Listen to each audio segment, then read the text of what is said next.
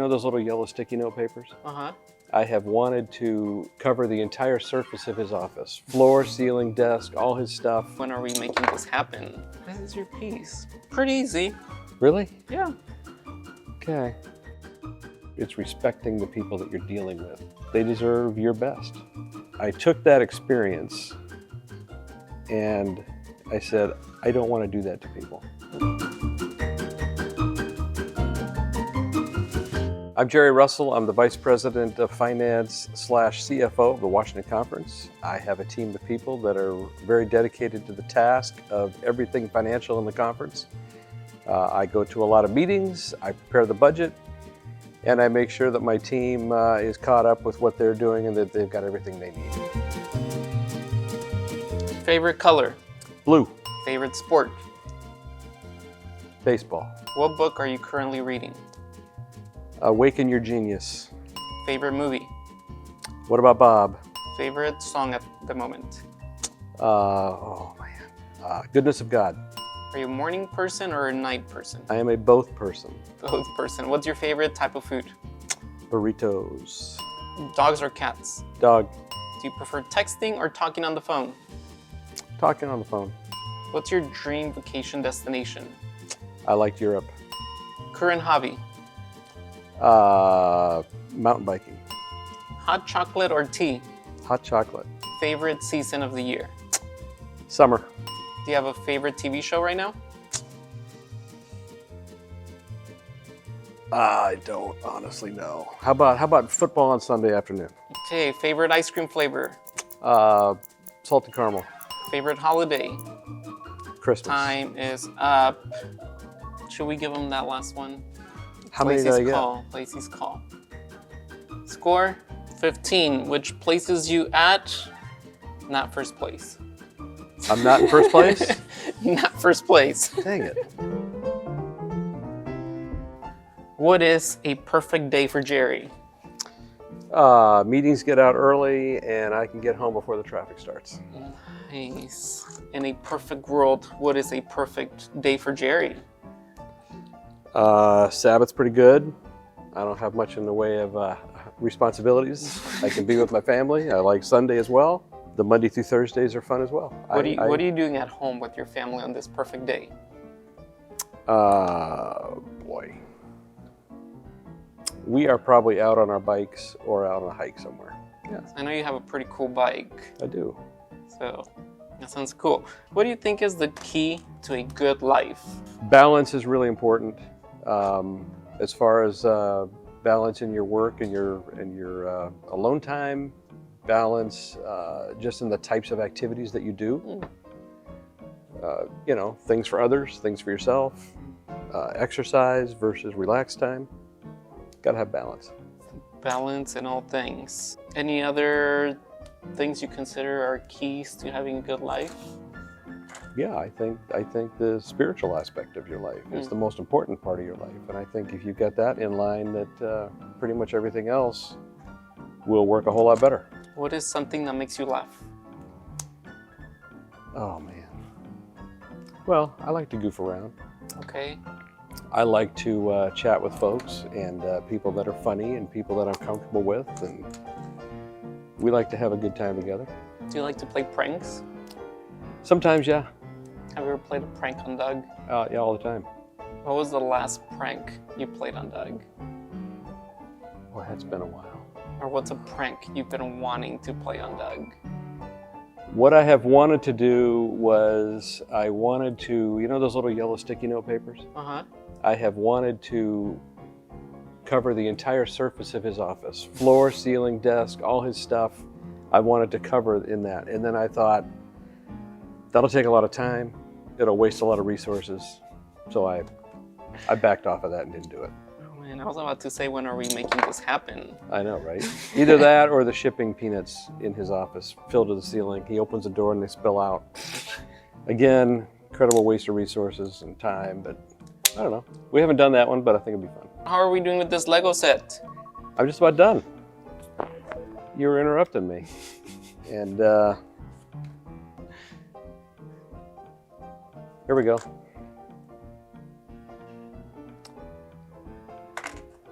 Are you missing one? Where's Two this piece two go? pieces? You're 2 pieces away from the... Am I? I don't know. I think so. I haven't made it, so... I don't know what this does. This might be what I'm looking for. And then, got it. There you go. I still feel like you're missing a piece, but Really? I'll give you a pass because I don't think the highlighter Lego guy should be missing the back of his head. You don't like that part? Hey, we can insert this piece right here. So my grandson doesn't play with Legos yet because he'll eat them. He'll swallow them. Oh yeah. No, So this has been a long time. My kids are in their 20s and 30s, so we haven't played Legos a long time. This is... Oh, man. This is your piece. Pretty easy. Really? Yeah. Okay. Can you share with us an experience that has shaped who Jerry is today? Oh, man. This is probably something I would have appreciated getting a heads up on, that I would have to think about this and figure it out.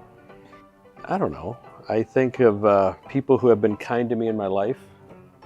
And some of those are people in church. Some of them are educators. Some of them are what do you call it? Neighbors, people that I've just interacted with.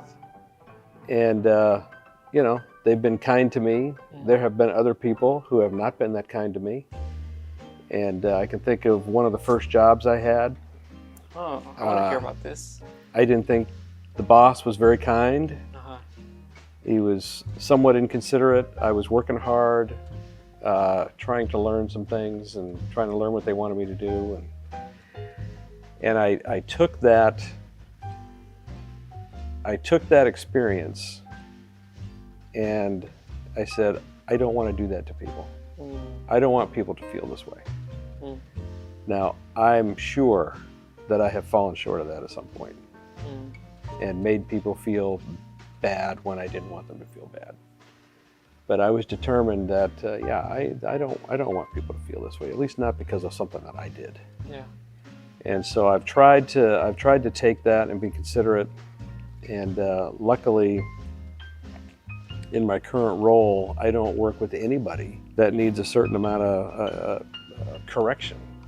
And are you gonna need more blue? I need you got colors in that picture that I don't have here. See, I got waterfalls, I got a pool.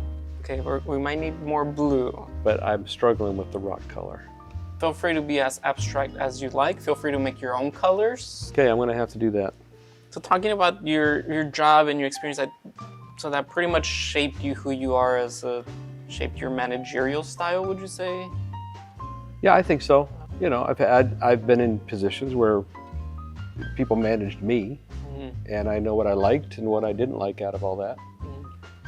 And so I've tried to incorporate what I liked about it in the people that work with me, and that hopefully that they would have a similar experience. And I don't know if that's working or not, but the people I work with are nice to me. And so I'm assuming that for the most part, it's going pretty well. All right, my brown making ability is not happening over here. I don't know what. It's looking brown now, I think. We'll say it's brown. What would be a piece of advice you would give maybe someone going into a managerial position or someone that's, manages people? What would be a piece of advice you would want to share with them? I think the most important thing in managing anybody is kindness. And if you can have kindness and respect for your people, that will no doubt pay dividends. I try to be kind to the people that I work with, and if it's not working, I have not yet been told, but I certainly hope that it does, because that's how I want to be treated. Yeah. So manage in a way you want to be treated. Exactly. Cool. What are some values that are most important to you in life? I think, especially in the business that we're in church, and more specifically finance for the church, I want to manage in a way that is in God's character, that is full of integrity and character and transparency and honesty, because we're in the financial world, and you can make things look like you want them to look. You know, You can, well, you can hide. Mhm. You can hide things Yeah. and not be upfront about them. And I just think that if we just need to be full of character and integrity. Mhm.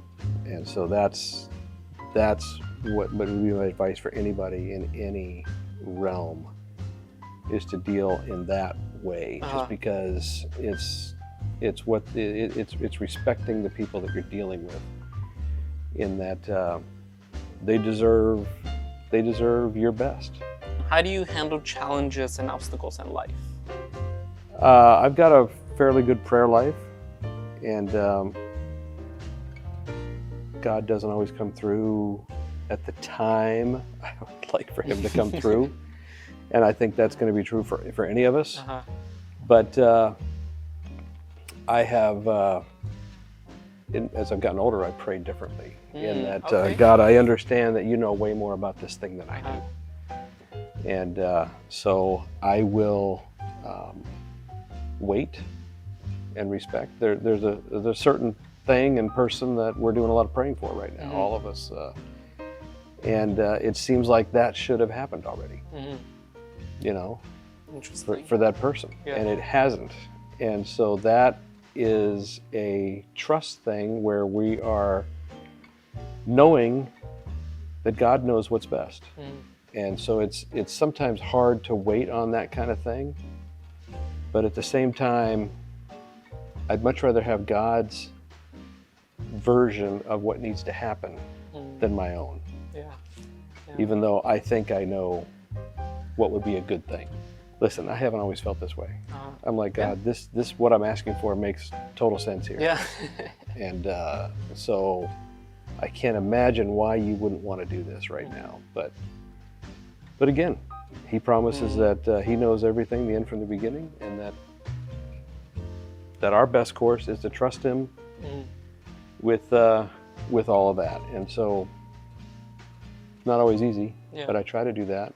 But at the same time, when I pray, I'm telling God all the reasons why he should do what I'm praying for. And I'm sure he gets a kick out of that. As you're putting your finishing touches, we've ran out of time. You're putting those final touches on this thing is ridiculous. On your masterpiece. It's not even close. I see it. So. I mean, I see the water. And my orange rocks. Orange rocks. What is one last piece of advice you would want to share with people? Well, I can tell you, prayer's made a big difference in my life.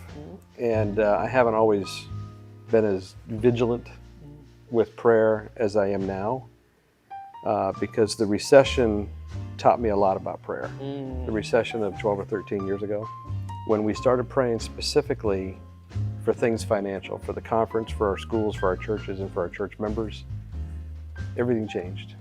And we had quite a financial comeback in this conference when we started doing that. So my advice would be, pray about everything. Pray about everything. And then trust God for his timing and his answer.